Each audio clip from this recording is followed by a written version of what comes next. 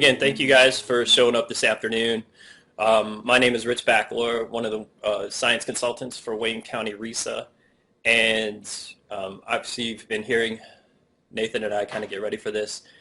We're new to this as well, so a little bit of grace is asked for as we also try and figure out how to do PD in these trying times and in these remote spaces. So this is one of our attempts to kind of keep providing service to teachers, and I just want to stress that we're flying the plane and building it at the same time, just like you guys are. So a little bit of this, we're all in the same boat as far as that goes.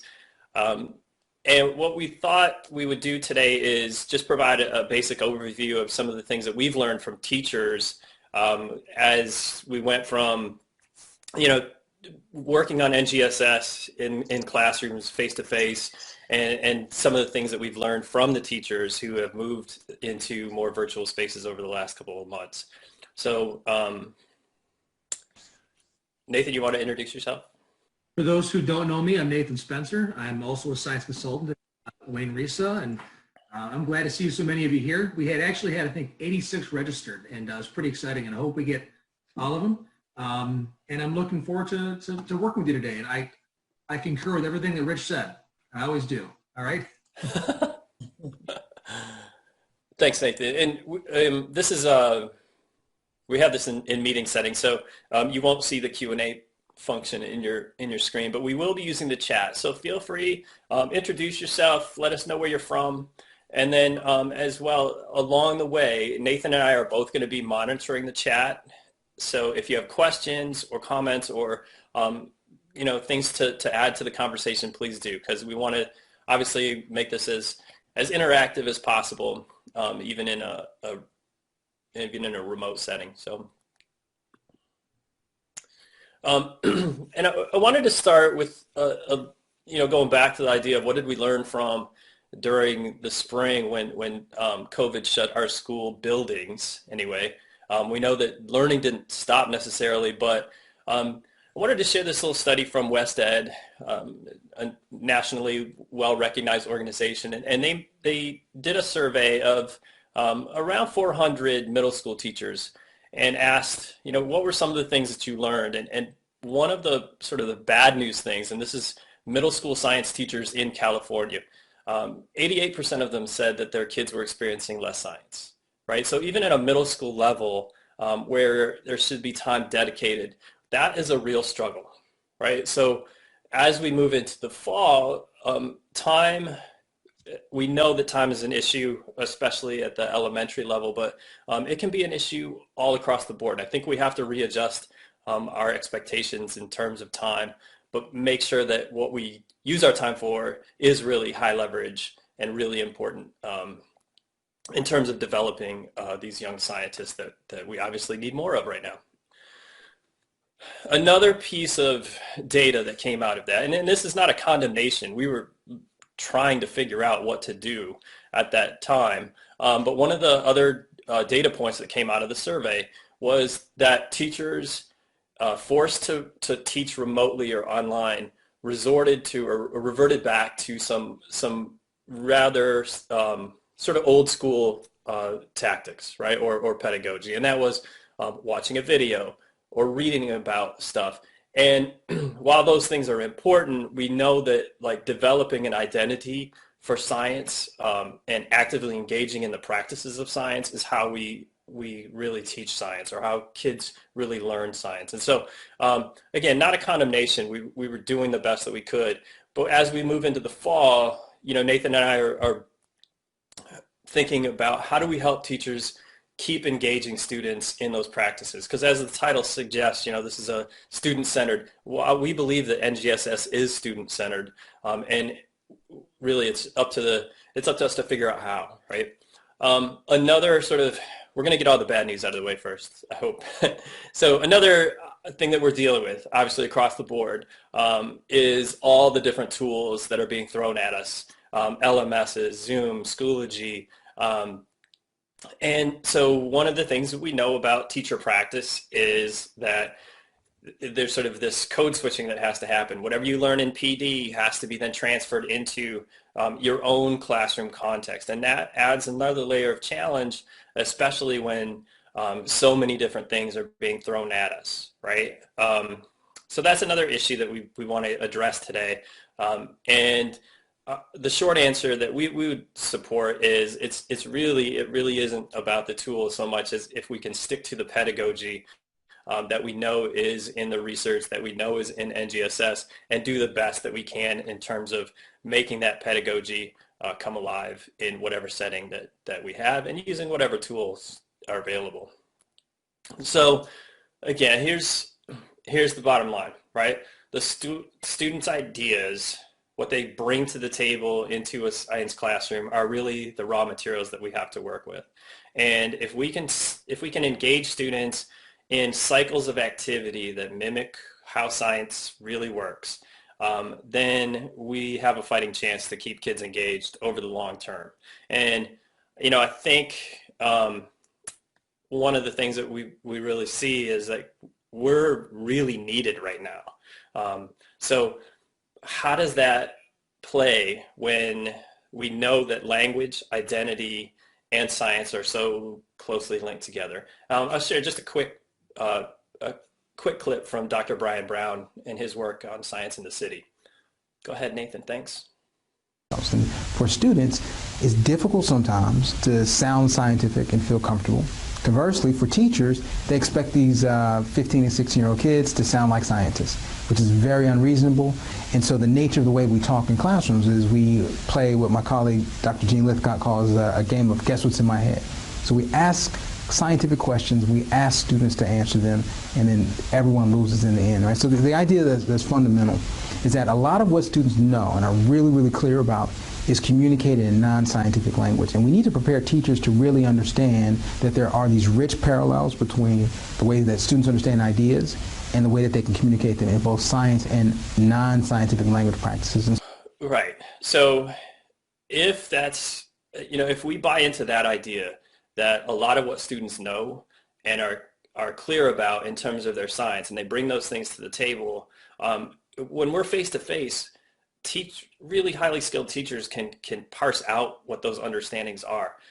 Being remote, not being able to see faces, not being able to ask questions immediately to a small group of kids, really puts a constraint on that idea. And so knowing that's a really important idea about science teaching, the question for all of us and what we're, again, still trying to figure out is how do we make that happen? So I talked to a lot of teachers over the last couple of months about what's it been like, what have we learned, and I keep coming back to the Martian. The idea of being sort of stuck by yourself in a space, having to communicate and wait for communication to come back. And this clip sort of speaks to that. Right. Let's do the math. Our service mission here was supposed to last 31 souls. For redundancy, they sent 68 souls worth of food. That's for 6 people. So for just me, that's going to last 300 souls, which I figure I can stretch to 400 if I ration. So I got to figure out a way to grow 3 years worth of food here on a planet where nothing grows. Luckily, I'm a botanist. Mars will come to fear my botany powers. Kind of feels that way sometimes. And I love Mark Watney's, I love his attitude about it. It's like, we're going to figure this out. And I would also argue that because we're science teachers, we're probably better equipped than a lot of people to keep figuring things out, because that's what scientists do, right? We iterate, we come up with a solution, we test out that solution, and if it doesn't work, we fix it, right? So that's the rah-rah part. And I think we would be remiss across the board too if we don't realize, again, that science teaching is one of the most important things that we can be doing right now. And that begins with our kindergartners and goes all the way through our 12th graders because we're living in a time, and I think maybe it was easy before to kind of ignore some of this, but there's no argument before. It's never been more important than right now to be a science teacher and to make sure that our kids develop science literacy across the board. And again, that begins with our youngest students and then travels all the way up through. So if those two slides give us some hope to keep working towards solutions, then we've at least made some progress today. The other thing I want to point out as we get into some more of the meat of this is, we have the opportunity that we have here is that some of our borders now don't exist or are less important than they used to be. And you can see that from the 59 people on this call today, that we have an opportunity to reach out and connect in ways that we haven't before. And with all of the brain power, like I said, I've recognized a lot of the names on this list on the call today. And those people are our colleagues across the board. They will help us. And if Nathan and I have any job now, it's really to help connect teachers that are solving problems and then share that with everybody in the county. So all that to say, let's keep working together. Let's make this workshop that we're doing today just the start of an ongoing conversation that we can continue to help solve problems for not only teachers but the kids as well. The other point that we want to get into today, or that we need to start with, is really going sort of backwards in order to go forwards. My friend Kalana McDonald from the Detroit Public Schools often talks about keep the main thing the main thing. And her words kind of resonate with me today. And let's, again, go back to not what, like we saw in the West Ed data of, more of the things that we know don't actually engage and work with kids, but let's really double down on the things that work with kids in terms of developing their science identities and engaging them in meaningful work as science and science thinkers. So we do that, again, by going back to this document that the MDE put out around NGSS when they were adopted in 2015. And we want to work in any way possible toward to the right side of this document, right? The left side are going to be things that we have to do in terms of our limitations, but as much as possible, and that's where we're going to turn to this community that we're building of science teachers, is how do we keep moving towards that right side of the document. And one way that Nathan and I really kind of come back to is this simple 4-part model from the AST, the Ambitious Science Teaching. Many of you saw this if you've been through any of our other workshops with NGSX, that we really want to stick to, the phenomena and the big ideas, planning all of their engagement around some driving question or some anchor phenomenon, and then working towards, and this is where it gets tricky, of course, is eliciting student ideas, their initial models, their initial explanations, working towards supporting more academic, more evidence-based thinking through discourse, and then drawing those evidence-based models and explanations as a result. And so that's, I think, in a nutshell, the challenge, right? Because it's very easy to stay in isolated ways, giving kids isolated activity, right? Read this, watch this. And that's not really going to help them in the long term. And so we go back to that model. And according to that model, there were really 7 parts to that, right? As we go along, there's the anchor phenomena, there's using the student ideas as resources, that formative assessment piece of, okay, what do you think is happening here? And then how do I work with that idea as a teacher to sort of elevate and continue to work towards a more academic understanding of the science? So the issue for me and Nathan and all the teachers that we've been working with is, okay, well, I can't do all of those things anymore. Even if I was doing all of those things in the face-to-face classroom, now I have a much more limited classroom sort of space in which to work, and that might be because of social distancing face to face, or that may also be because of the technology issues that we have.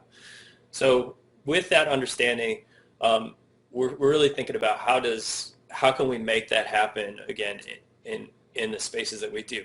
Unfortunately, because we work with 33 districts, 108 PSAs, and each of those entities has a different format, it's really hard for me and Nathan to say, okay, well, here's how you do it, right? Because I was just in a workshop the other day with Open Syed, some middle school teachers, and we were all working with the same materials, but each of the teachers, there were 6 teachers in this small group that I was working with, and there were 4 different iterations. One was on an A/B schedule, one was on an all remote schedule, one didn't even know yet.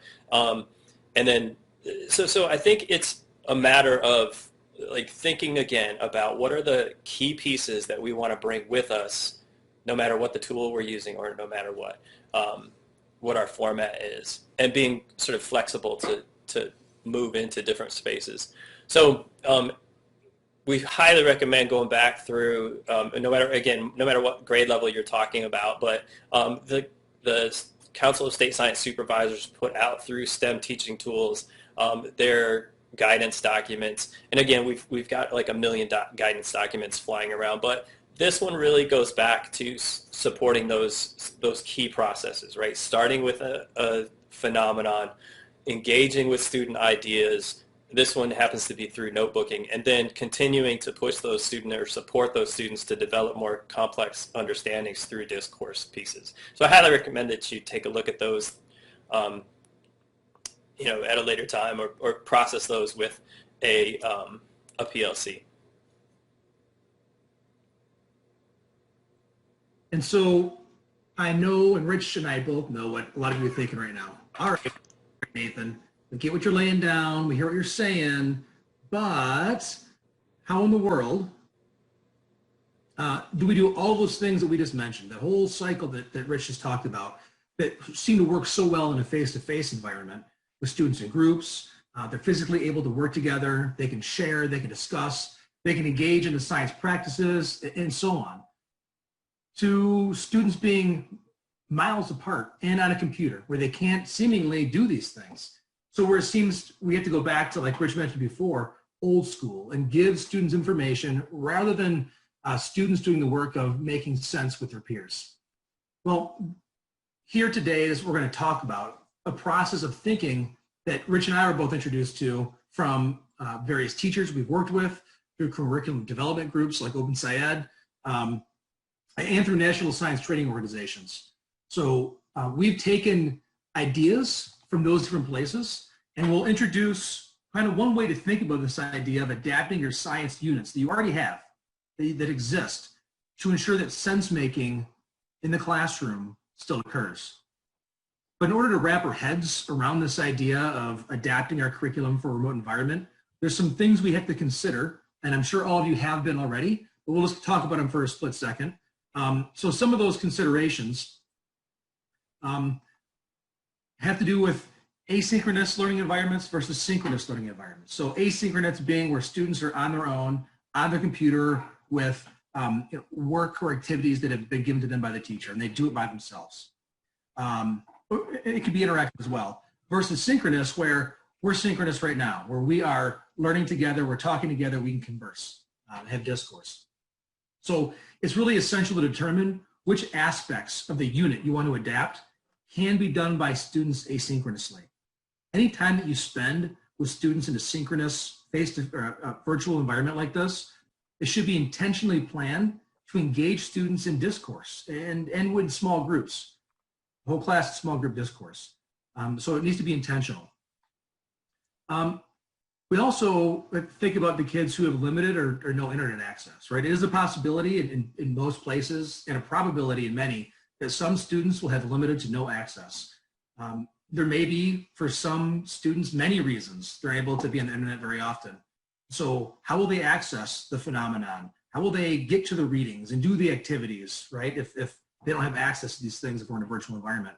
And finally, we also really need to consider the sheer number of tools. So Rich had that diagram up earlier of of a teacher with their head down and all these tools, it is overwhelming, not just for kids, but for us. And it is, of course, amazing. However, when many of these tools are employed all together or in succession, and they might be different from class to class if you're in secondary, or subject to subject if you're in elementary and secondary, we have to also really think about the code switching that students and you have to endure even throughout a single lesson. So as you're thinking about putting this out there, your adaptive units for students, really think about maybe limiting the variety, not only in your classes, but also across your building, right? So it's a conversation you can have with your peers. What tools are we going to really use with our kids? So now that we have some of those bigger structural questions in mind, we can focus on some good science instruction. And Rich mentioned before, still engaging students with phenomena, but this time in a virtual space. There's lots of ways that we know of, all of us here, to engage students with phenomena, right? And it turns out that many of the ways that we do this face-to-face can be done in a virtual environment. Sometimes those phenomena are videos that are shared, like the example up here of the students licking the pole from the Christmas Story, or of Rich right there sticking a frozen spoon to his tongue. Rich, I didn't tell you I put that on there, but I did. But data, or actually, thanks, Nathan. Yeah, or actually having students engage at home with nature, or in their backyard, or with props they may have at home, things that are common in common households, ensuring equity. So it's important also, we really want to keep in mind here, the goal isn't simply to have students experience phenomena, right? That's like, that becomes old school too. It's really, the goal is to prompt the students to share their thinking around the phenomena, to get them to ask questions that they feel are pertinent to explore in order to explain the phenomena. So in the end of the unit, after those cycles of activity that Rich had mentioned that are used to build understanding, what's expected of our kids is an explanation of phenomena built upon those science practices. There's a really powerful routine that was put together by different folks from different groups, and it's called the Anchoring Phenomena Routine. I'm going to post a link in the chat here, just so you can grab it later, and we'll post resources tomorrow too. We'll get it to everybody who signed up for this course. But what OpenScience took this routine called the Anchoring Phenomena Routine, and they put some research behind it and some talking points behind how you can do this in a virtual environment. So at your leisure after this meeting, open that up and check it out. It's fantastic work. And if you don't know what an Anchoring Phenomena Routine is, in general, it has a few aspects, a few steps to it. And not all of these steps that you see right here are the same in every type of curriculum.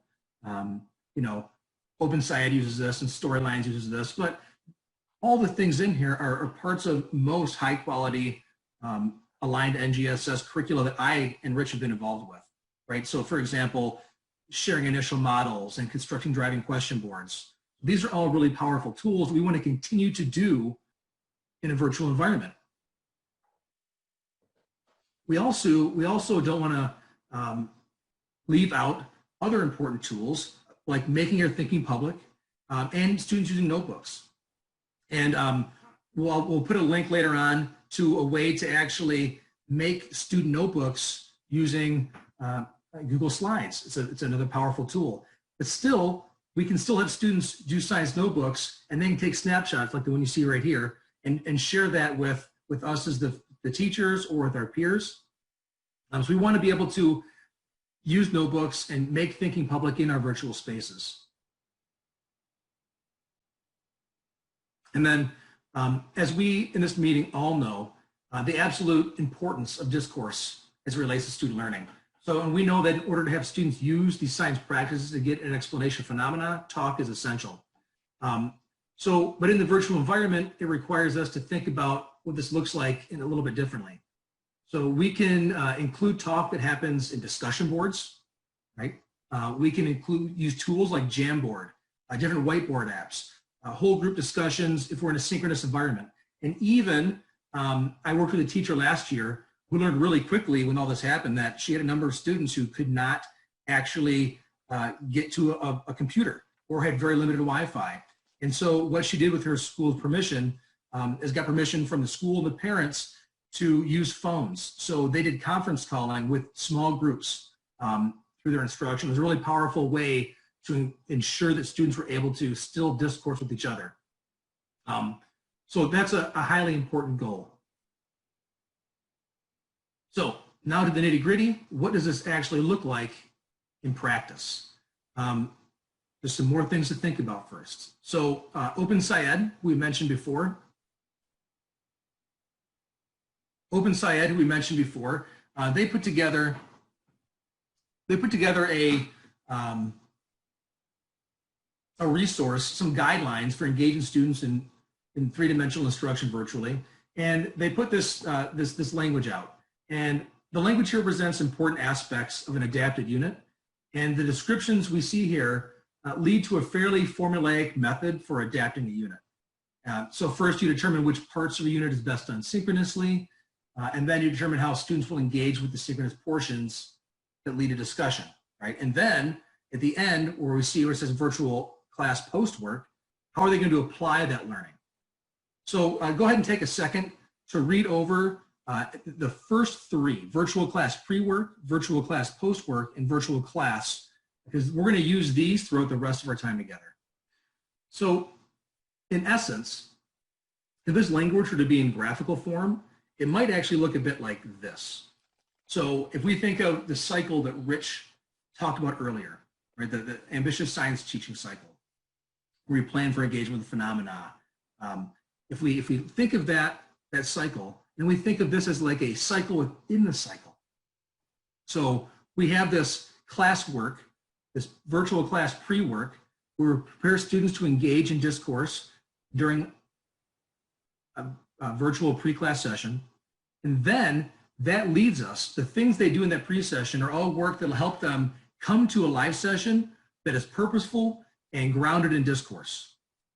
And once we have that time with our kids, they then go to a virtual class post-work where it is also asynchronous. They then apply that. They maybe answer discussion board questions, and they take formative assessments. So we're going to think about this cycle through the rest of the time today. We're going to use an example from a curriculum called Model-Based Biology. And the reason I'm actually using this as an example is because I'm currently doing some work with other teachers around this curriculum. So we're going to look at a very specific unit called Population Dynamics. And I took part of that unit, and using the principles that we just looked at, I turned it into an adapted virtual unit of instruction. And as we move through this adapted unit of instruction, I want you to keep in mind some things that Rich talked about earlier.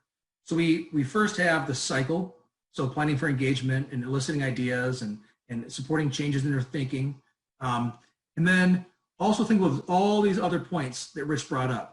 Where can we see these things through the unit we're going to show you right now? And a bit of background on this. Model-based biology is an aligned, discourse-rich, discourse-heavy curricula. The units are designed around students making sense of phenomena through the use of modeling, argumentation, and explanation. And their classroom routines, essential practices are group work, whiteboarding, modeling work in teams, explaining and sharing your ideas with your peers. All these things are an essential part of this. So how do we take something that is so heavily used as discourse into the virtual world? So as doing this, I thought to myself, which aspects of this unit should absolutely, without question, be implemented with students synchronously? And then I said to myself, which parts would students be able to engage with on their own as a way to lead up to a virtual live session, or as an application of their learning, both asynchronously? That's what popped in my head. So I had those questions in my head, and using the templates and models from OpenSciEd and other groups, I decided to take the work that was done for Ember and put it into another form. And so I'm just going to go through with you what I have done through a slideshow presentation, and then we'll go to, I developed a Google Classroom, which it could be any LMS, any learning management system. It doesn't matter if it's Google Classroom or Schoology or Canvas, it doesn't matter. But I'll show you how it might be set up so for what students see and how they engage with it. So first, we want to make sure that we and students know which work is pre-work, that's asynchronous, and post-work, that is asynchronous. Also, what it looks like on slides when we talk about virtual class meetings. So without actually taking you through the phenomenon and engaging you as students, because we don't have the time for that, I'm going to quickly go through the slides, and I'm going to stop in certain points. So the students here engage with the phenomenon, and in the actual curriculum, this was what it comes from. The students are prompted to think about gray wolves and then record their ideas in a doodle box. So for them, for this curriculum, their notes, their scientific notebook is called a doodle sheet. The reason I'm showing you this slide is because we can still engage students with notebooks at home. And so what I did is I made this Google Sheet into a Google Doc that each student will make a copy of. And as they're at home doing this, they can record their thoughts and their ideas. So I'm using the things that are already in the curriculum to continue that work at home.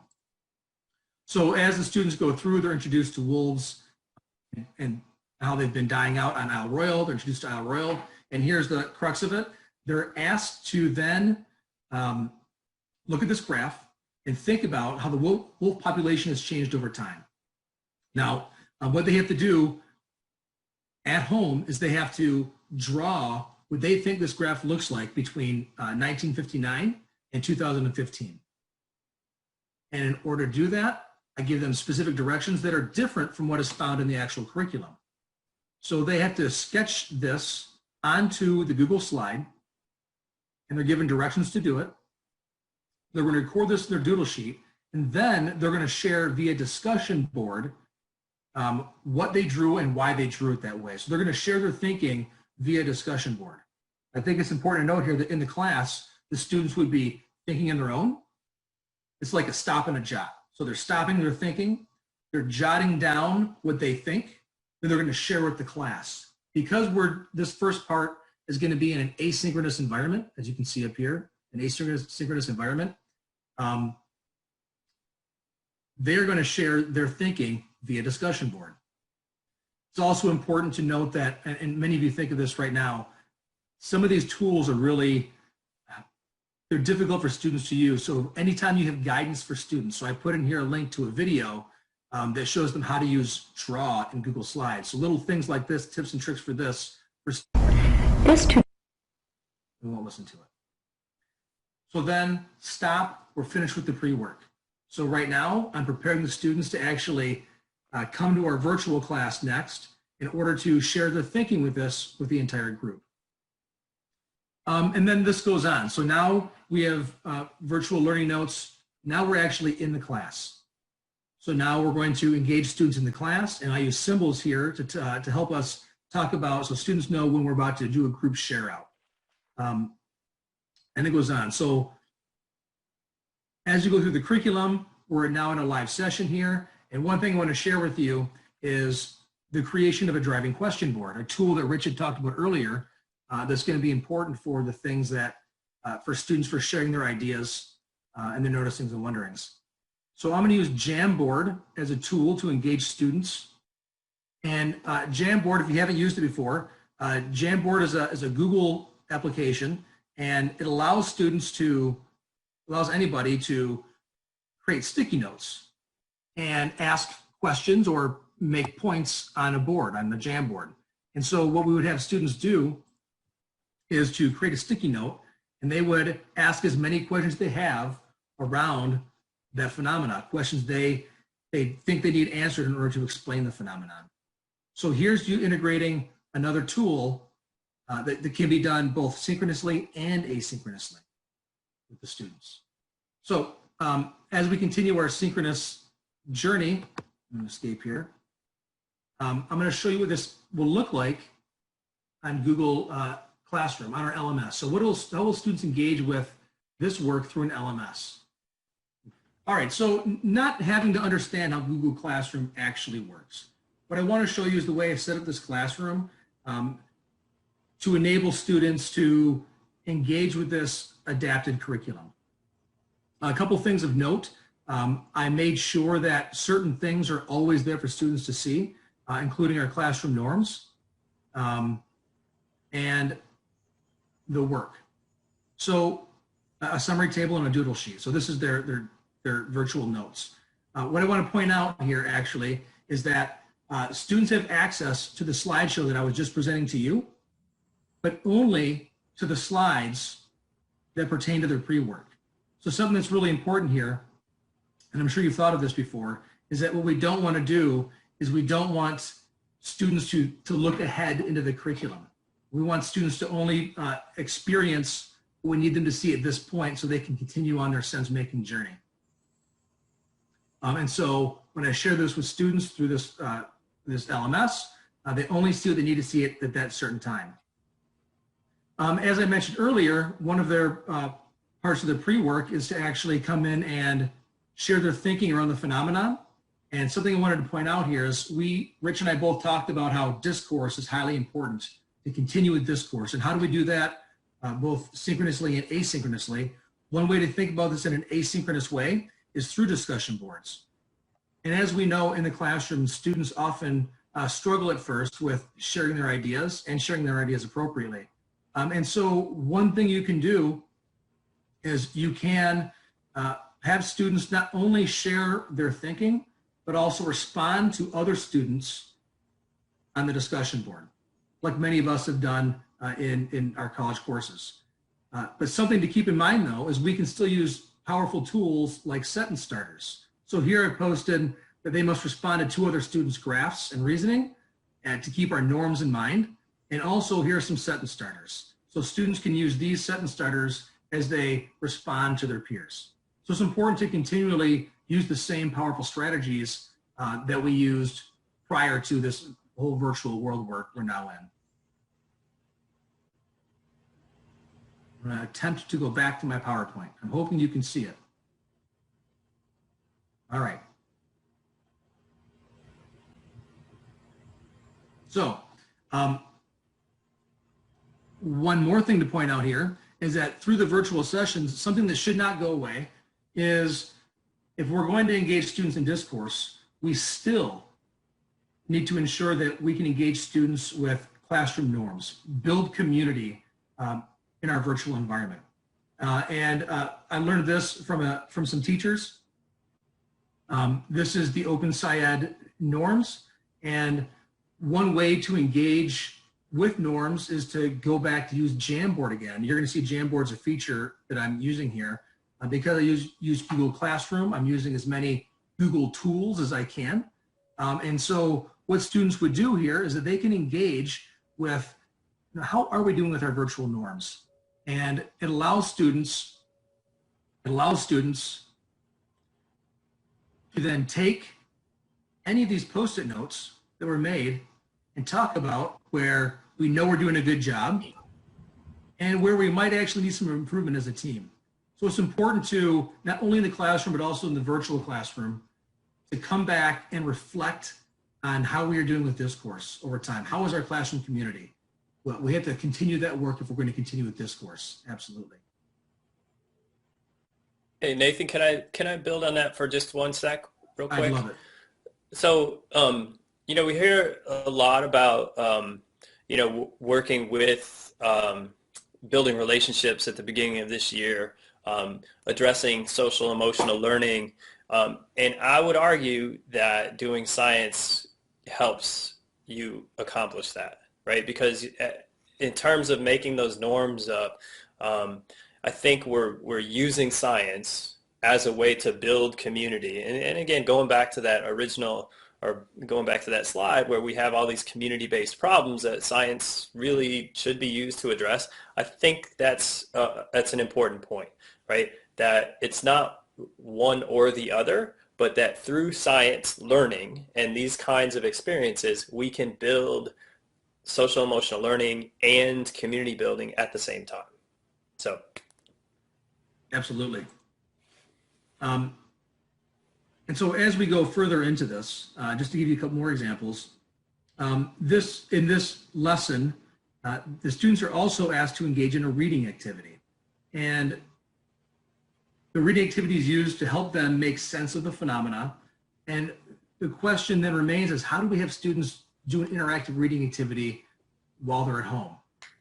Because most of your curriculums are going to have something like this. So this was set up originally as a jigsaw activity, and it's going to be fairly complicated to do a jigsaw activity virtually. It can be done, but what I did instead is we did a pre-work piece about the reading, and so students were asked to engage in the reading, given links to each of the readings, complete a virtual, this is a DPSCD tool actually, complete a virtual reading tool, annotate, but the most important part here is once they've done this on their own, the expectation is then to go through and share with their peers something they've learned about this, and then to reply to multiple other peers. And this leads then into the next virtual meeting. So the concepts that they talked about in the reading, and the concepts they learned about in all the pre-work move into the virtual setting. And I bring this all up because I've heard a few different things at schools, and I know what some schools are doing, not only in Wayne County, but in other counties as well, that there's an expectation that secondary students especially will be online a lot in the synchronous environment. And what I want to point out is that we want to really make sure that the things we ask students to do when we're synchronous are really, really valuable. So having students be synchronous and do the reading to come back and talk to it might be 25 minutes of silence that is unnecessary when you can do some work asynchronously and come back to the classroom and have a rich discussion about it. Okay. And finally, one more thing to show you. I mentioned that there's pre-work in this model that OpenSite put out. There's the virtual synchronous work, and then there's post-work. And the post-work is an activity, or an opportunity, excuse me, for students to engage maybe with some formative assessment. And so I put here an example of a formative assessment in the post environment.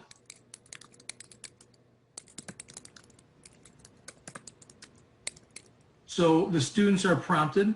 Let me click on this and open it up.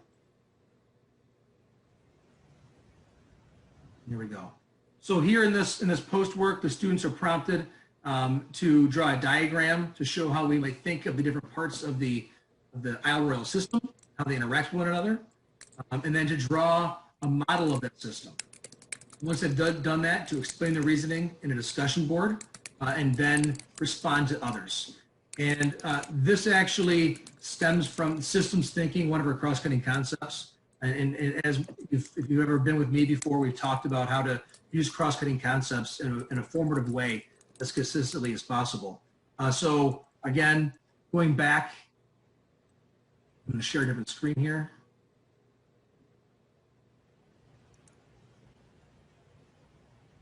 I'm going to code switch between screens constantly. Here we go. So going back to this diagram of a cycle of interactions, we really need to think about what asynchronous work we want students to do to prepare for synchronous conversations, and what we want them to do with that learning afterwards in another asynchronous environment.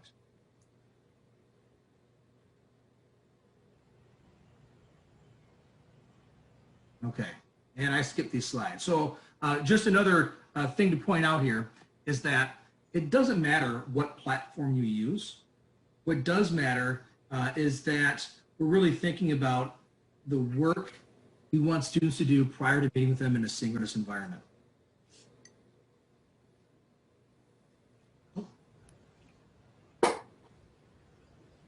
Okay, and Rich? Yeah, so, whoops, am I muted? No. Okay, so so we wanted to show, or have Nathan go through that adaptation. We know that was a high school unit, and so there are probably some elementary and middle school folks here going, hey, what about us? That doesn't look like what I'm doing with my kids. So here linked are some videos to go back to. A couple at the elementary. The first two are both elementary teachers and some of the adaptations that they made to their work. And that really does go back to the spring. But those are YouTube links that you can go to and watch, and it's basically just me having a conversation with a couple of teachers. And then in the middle one, there were some questions about Jamboard. Two amazing teachers that I met from Connecticut had agreed and shared with me some of the work. So if you're able to use Google Jamboard, I highly recommend going to that video. They've got some amazing ideas about not only how to use Jamboard, but also to use the forms function. And they were at that point asynchronous, and so they were doing a lot of asking kids questions, gathering up the students' responses, organizing them, and then putting them back so that the kids could respond to each other. And that's another really important part of this is how do we keep getting kids to respond to one another when they have to do it in a breakout room and we can't really be there at the same time, or maybe they're interacting with each other on different time scales, and that's where it kind of gets back to that Martian idea of just sending the message, collecting the information back, dealing with it, and then sending another message that might be a couple hours later. But so I put those up there. Feel free to go back and watch those. I think they're each about 30 minutes long or so. But some really great ideas, again, from the community, because the teachers are the ones that are figuring this stuff out. It's not necessarily just me and Nathan, figuring this out.